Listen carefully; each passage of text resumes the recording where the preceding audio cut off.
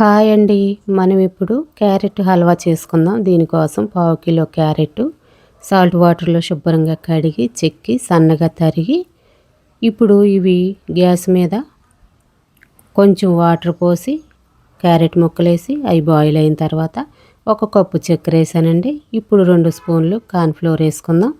ఇవి పక్కన పెట్టుకుందాం. ఒక్క నిమిషం బాయిల్ అయితే సరిపోతుంది. కార్న్ఫ్లోర్ వేసిన తర్వాత గ్యాస్ మీద నుంచి పక్కకు పెట్టిన తర్వాత కొంచెం లాలికల పొడి వేసాను. అలాగే హాట్ వాటర్లో బాదం పప్పులు 4 వాల్నట్స్ కూడా వేసి పక్కకు పెట్టాను. అవి ఒలుచుకొని శుభ్రంగా సన్నగా తరిగి పక్కకు పెట్టానండి.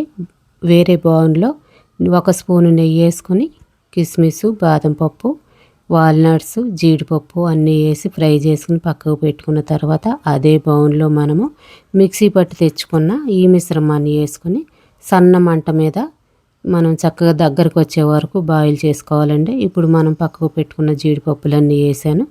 అలాగే ఒక ప్లేటుకు నెయ్యి అప్లై చేసుకొని ఆ మిశ్రమం మొత్తము ప్లేట్లో వేసుకున్నాయి.